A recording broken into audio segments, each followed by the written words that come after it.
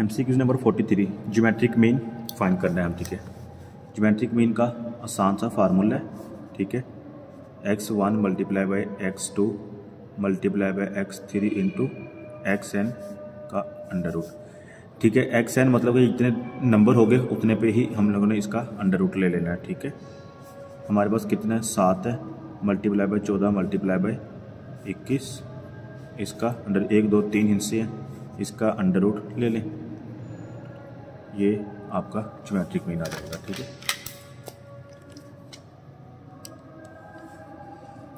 7 multiply by 14 multiply 21 12.72 आ गया round of करके, ठीक है। बी होगा, which of the following statement about the scatter diagram is are correct, it leads to the more accurate result of the following. अच्छा, ये इसकी limitation, ये इसका नहीं होगा, we can draw it for 2 और मोर वेरिएबल्स, नहीं ये भी नहीं होगा। उसकी रीज़न ये है कि देखें, जब भी हम एक्स एंड वाई एक्सिस को ड्रा करते हैं ना, एक्स एक्सिस वाई एक्सिस, तो जस्ट हमारे 2 वेरिएबल होते हैं। इसके अलावा 2 और मोर वो यूज़ कर रहा है, 2 और मोर। ये मोर नहीं हो सकता, 2 तो हो सकते हैं लेकिन मोर नहीं हो सकता। इट मीन्स कि ये भी रॉन्ग है। 2 तक है एक्स और वाई एक्सिस, ठीक है, इससे ज़्यादा नहीं हो सकते स्कैटर डायग्राम के दौरान, ठीक है। 3D जब आप ड्रा करें उसमें हो सकता है। An investment of 1.5 million is made in a business for 4 years and the gain, अच्छा ठीक है। MCQ नंबर 45, ठीक है। Find rate of gain under the compound interest. 1.5 million की हम इन्वेस्टमेंट करते हैं, ठीक है, और हमें 0.5 मिलियन रिसीव होता है, इंटरेस्ट रिसीव होता है, और 4 साल में हम लोगों ने रेट फाइंड करना है। बहुत ही आसान है, जस्ट आपने इंटरेस्ट का फार्मूला लगाना है। Interest is equal to R into 1 plus R की पावर n माइनस 1, ये आपका इंटरेस्ट का फार्मूला। इंटरेस्ट कितना 0.5 है, इज इक्वल टू R कितना 1.5 है, ठीक है, इंटू 1 प्लस R फाइंड करना एक्स परसेंटेज, और n कितना है हमारा 4 है माइनस 1। ये आपका, इसको जस्ट सेम कैलकुलेटर पे पुट करें, आप लोगों का आंसर आ जाएगा।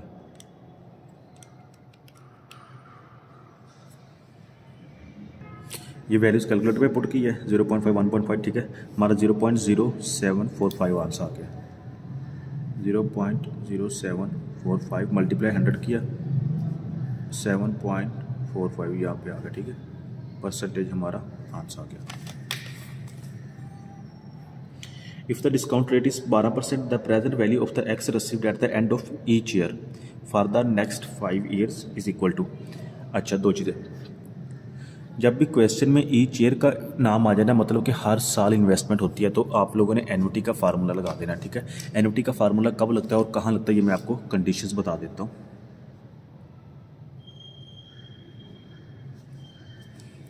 पहली बात, जब भी investment at the same investment हो,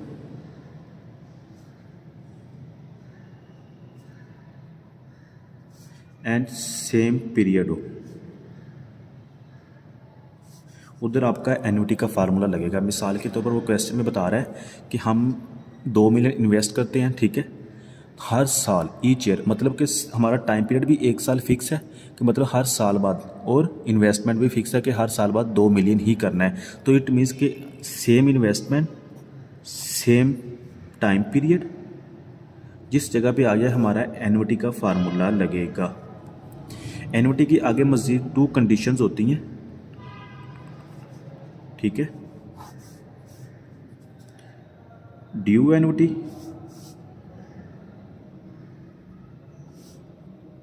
और रिटर्न एन्युटी।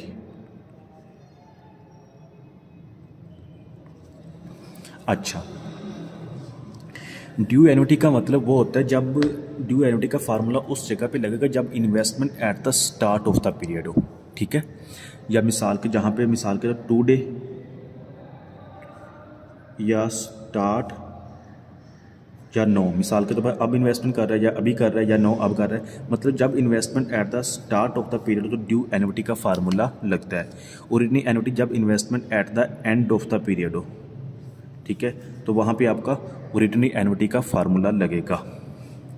ठीक है। अच्छा, आगे इनकी भी मज़ीद ड्यू एनुटी का फार्मूला भी आपको ऊपर लिखा होगा, या इधर कोई क्वेश्चन होगा तो मैं उसको लिख दूंगा।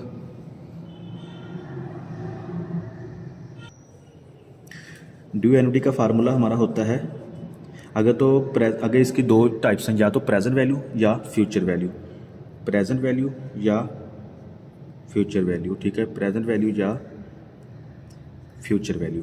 अच्छा, due annuity investment at the start of the period, जब investment at the start of the period हो तो प्रेजेंट वैल्यू का जो फार्मूला होगा वो होगा R into 1 minus 1 plus R की पावर n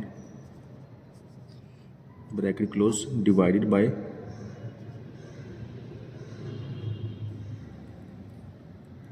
R, ठीक है, मल्टीप्लाई बाय 1 प्लस R। बस ये फ़र्क है और इसमें कोई इतना ख़ास फ़र्क नहीं है।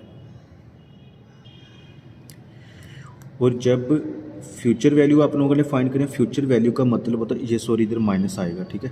जब फ्यूचर वैल्यू मतलब कि जब हम प्रेजेंट से फ्यूचर की तरफ जाते हैं तो इट मीन्स कि हमारा ये सब, ये देखें ये एयर हमारा नेगेटिव, मतलब कि फ्यूचर से पीछे की तरफ आ रहे थे, नेगेटिव आ रहे थे, इस वजह से हमारा साल भी नेगेटिव हो गया और ये रेट भी हमारा तकरीबन नेगेटिव हो गया और 1 हमारा स्टार्ट पे आ जाएगा, ठीक है, शुरू में आ जाएगा क्योंकि पीछे की तरफ आ रहे हैं। बस आप लोगों ने ये याद रखना है, जैसे investment at the end, sorry जब आप फ्यूचर वैल्यू मालूम करते हैं investment at the start of period, तो उधर आपका ड्यू एनुटी का फार्मूला फ्यूचर वैल्यू का ये होगा R इंटू, बस ये रेट फर्स्ट आ जाएगा, पॉजिटिव हो जाएगा, 1 प्लस R, ठीक है। अब पावर भी पॉजिटिव हो जाएगी, -1 डिवाइडेड बाय R, उसी रेट पे आपने डिवाइड कर देना है। अगर तो उसने क्वार्टरली बेस पे दिया हुआ बाई मंथली तो डिवाइडेड बाय M भी हो जाएगा, ठीक है, इधर भी M आ जाएगा और इधर भी M आ जाएगा और इसमें खास फ़र्क नहीं है, ठीक है। या into multiply 1 plus R over M, जब ये बटे में M आएगा तो इधर आपने M के साथ मल्टीप्लाई भी कर देना है, ठीक है। ये हमारा फ्यूचर वैल्यू का। जब इन्वेस्टमेंट ओरिजिनल एनुटी का पूछ लें, ठीक है, ओरिजिनल एनुटी जब investment at the end of the period हो रही हो तो प्रेजेंट वैल्यू का जो हमारा फार्मूला होगा, चलिए मैं इधर लिख देता हूँ, ठीक है, उसमें जस्ट आप लोगों ने ये चीज़ नहीं लिखनी, बाकी सारा कुछ सेम ही है। 1 minus 1 plus R power n divided by R और फ्यूचर वैल्यू 1 प्लस R की पावर n ओवर m कर लें, इसके साथ भी m कर लें, ठीक है, -1 divided by R over m, ये आपका फ्यूचर वैल्यू का फार्मूला हो जाएगा, ठीक है। कोई इतना खास फ़र्क नहीं, बस इसका और इसका फ़र्क था, बाकी सारा कुछ है। उम्मीद है कि आपको अब पता चल गया होगा ओरिजिनल एनुटी और ड्यू एनुटी का फार्मूला किधर लगाना है। अगेन मैं रिपीट कर देता हूँ, थोड़ी वीडियो लेंथी हो गई है। एनुटी कब लगती है? जब इन्वेस्टमेंट और हमारा टाइम पीरियड सेम हो, same investment at the same period, ठीक है। मिसाल के ईच ईयर में जब भी क्वेश्चन में कोई ईच ईयर वाला वर्ड यूज़ हो जाना, आपको यहाँ से आइडिया हो जाना चाहिए। देखो मतलब कोई भी वो इन्वेस्टमेंट कर रहा है, ठीक है,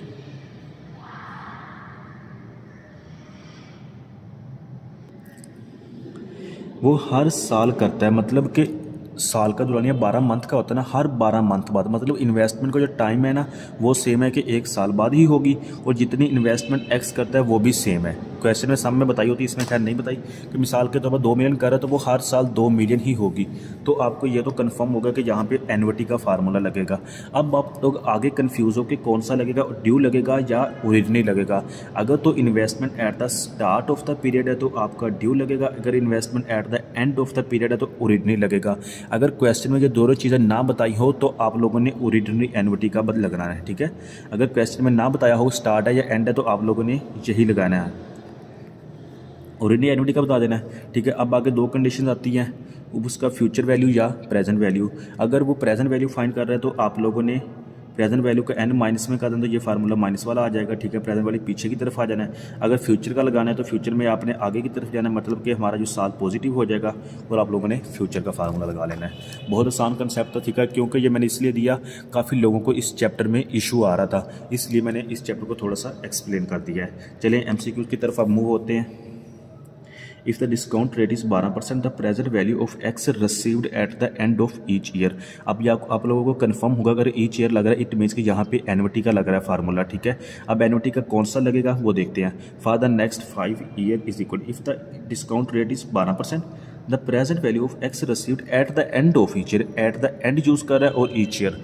आपको कंफर्म हो जाना चाहिए कि यहाँ पे ओरिजिनली एनुअटी का फार्मूला लगेगा और पूछ क्या रहा है प्रेजेंट वैल्यू का फार्मूला लगेगा कौन सा, ओरिजिनरी एनुअटी में। प्रेजेंट वैल्यू का फार्मूला क्या होता है, R into 1 minus 1 plus R की power n bracket close divided by R, ठीक है। आसान सी चीज़ें। प्रेजेंट वैल्यू हमारी उसने नहीं बताई, इसको एक्सपोर्ट कर लेते हैं। प्रेजेंट वैल्यू सॉरी हम लोगों ने फाइंड करनी है और R जो हमारा X है, ठीक है, 1 माइनस 1 प्लस रेट कितने 12% है, ब्रैकेट क्लोज सॉरी ये minus 5 at the end next 5 year, 5 साल पूछ रहा है, ठीक है, डिवाइडेड बाय 12%। सेम वैल्यू को कैलकुलेटर पे पुट कर दे ये, ठीक है। ये एक्स नहीं पुट करना, ये एक्स आप लोगों ने साथ ऐसे ही लगा देना जो भी वैल्यू आएगी। चलिए कैलकुलेटर पे पुट करते हैं। ये मैंने सेम वैल्यूज़ पुट की हैं, ठीक है, देख लें, और मेरा 3.604 आंसर आ गया है, ठीक है। ये x वैसे ही रह गया, मल्टीप्लाई बाय 3.604 मतलब कि 3.604 x प्रेजेंट वैल्यू हमारी आंसर आ गया। क्वेश्चन में चेक करें, यही आंसर होगा, ठीक है, 3.6, ठीक है। 46 का हमारा C होगा। MCQ नंबर 47 है, ठीक है। A wallet contain 65 notes of 1000 and 35 notes of 500। 4 notes are selected at random find the probability that sum of the notes are 3000, ठीक है। कहता है हमारे पास एक वैलेट है जिसमें 65 नोट जो है ना 1000 वाले हैं और 35 नोट जो है ना 500 वाले हैं, ठीक है। प्रोबेबिलिटी हमने उसमें से 4 नोट ड्रा करने हैं, 4 नोट निकालने हैं। प्रोबेबिलिटी फाइंड करें कि अगर उनको सम करें तो हमारा 3000 हो जाएगा। मिसाल के तौर पर अगर मैं 1000 वाले 3 नोट निकालता हूं और एक 500 वाला निकालूंगा तो टोटल कितने हो जाएगा, 3000 और 3500 हो जाएगा, जबकि मुझे 3000 रिक्वायर है। चले मैं ऐसे कर लेता हूँ, 1000 वाले 2 ले लेता हूँ, 2000 और 2 नोट ले लेता हूँ 500 वाले, तो 500 1000 और 2000 कितना 3000 हो गया ना, ठीक है। तो इट मीन्स कि ये मेरे बिल्कुल तरतीब ठीक है, 1000 वाले 2 और 500 वाले भी 2, टोटल कितना 3000। मतलब अगर मैं ये निकालता हूँ तो मेरा 3000 आ जाएगा। तो मुझे प्रोबेबिलिटी फाइंड करनी है, find the probability that sum of the notes are 3000। It means कि हमारे पास नोट कितने हैं 65 ऑफ 1000। तो हम लिख सकते हैं, चलो मैं थोड़ा सा इधर क्लियर कर देता हूँ।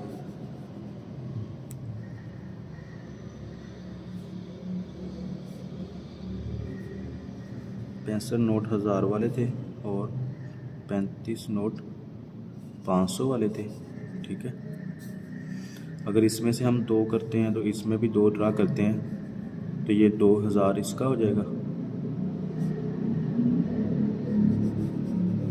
तो ये हमारे पास 3000 सम हो जाएगा, ठीक है। अच्छा, प्रोबेबिलिटी हमने फाइंड करनी है कि सम ऑफ देयर इज़ 4। कितने हम 4 नोट ड्रा करते हैं, 2 ये हो गए, 2 4 नोट है टोटल, ठीक है। मैं लिख सकता हूँ probability of x is equal to 4 is equal to, अच्छा 65 नोट मेरे पास कौन से थे, 65 नोट 1000 वाले थे, उसमें से मैंने 2 ड्रा किए, तो मैं लिख सकता हूँ 65 कम्बिनेशन 2 मल्टीप्लाई बाय 35 वाले भी मैंने 2 ही लिए हैं, 35 combination 2 divided by total 100 combination 4। अच्छा, एक कंडीशन याद रखिएगा, सम टाइम ना कंफ्यूज होता है कि यहाँ पे कम्बिनेशन लगेगा या परम्यूटेशन लगेगा। जब भी क्वेश्चन में लफ्ज़ रैंडमली यूज़ हो, यानी कि कोई तरतीब ना दी हो, कोई सीक्वेंस ना दी हो, तो उधर आप लोगों ने कम्बिनेशन लगाना है। जब भी क्वेश्चन में कोई सीक्वेंस के साथ क्वेश्चन दे रहा है कि मिसाल के तौर पर हमने 2 कार सेल की हैं, पहले ब्लैक फिर वाइट, तो इट मीन्स के इधर आप लोगों ने परम्यूटेशन लगाना है। जब सीक्वेंस हो तो परम्यूटेशन, जब सीक्वेंस ना हो, रैंडमली हो, तो आप लोगों ने कम्बिनेशन लगाना है। तो इधर मैंने कम्बिनेशन का फार्मूला लगा दिया है, ठीक है। MCQs का आंसर आपके सामने निकालते हैं। अभी देखिए, ठीक है, 65 का combination 2 multiply 35 combination 2 divided by 100 combination 4, 0.3156 आपका आंसर आ गया। 3156 आपका आंसर। अगर परसेंटेज में पूछे तो मल्टीप्लाई 100 का देना 30.56 आ जाएगा, ठीक है। MCQs नेक्स्ट देखते हैं। ये आ गया आंसर, ठीक है। अच्छा, if the present value is 1 2 3 4 5 6 7 10 lakh, ठीक है, 1 million, and the interest is 7,50,000 in 4 years and 10 month, find the simple interest. Simple interest हम लोगों ने मालूम करना है। बहुत ही आसान MCQs है, बहुत ही आसान MCQs है। सिंपल इंटरेस्ट का फार्मूला होता है I = PRT। थोड़ा सा ना आपको टाइम में कंफ्यूज करेगा, तो ये आप लोगों ने तवज्जो से समझना है। इंटरेस्ट मैंने फाइंड करना है, मेरा P कितना है 1 मिलियन,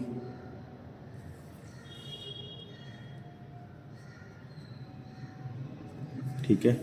रेट कितना है, find the simple interest rate, sorry rate हम लोगों ने फाइंड करना है। इंटरेस्ट हमें दिया हुआ है, इंटरेस्ट कितना है 7,50,000, 7,50,000। अच्छा, रेट हम लोगों ने फाइंड करना है और टाइम दिया हुआ है हमें 4 साल और 10 मंथ। तो आप लोग ऐसे लिख सकते हो 4 साल प्लस 10 मंथ का मतलब 10/12। 10/12 को ना आप सालों में कन्वर्ट कर लें, मतलब कि 10 महीने है ना, इसको साल में कन्वर्ट करेंगे तो डिवाइडेड बाय 12 हो जाएगा ना। 10 डिवाइडेड बाय 12 तो आपका ना 8.833 आ गया। 0.833 4 में प्लस करें तो 4.833 आ जाएगा आपका साल। बस ये चीज़ कंफ्यूज करने वाली है, बाकी इसमें और कुछ भी नहीं है। जस्ट आप इसको कैलकुलेटर पे पुट कर दें। 7,50,000 4 6 multiply by summation x multiply by 4.83,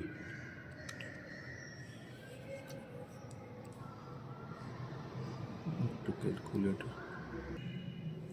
0.15517 answer का मल्टीप्लाई 100 का तो 15.51 आपका आंसर आ जाएगा। मतलब कि MCQ नंबर इसका एक करेक्ट होगा।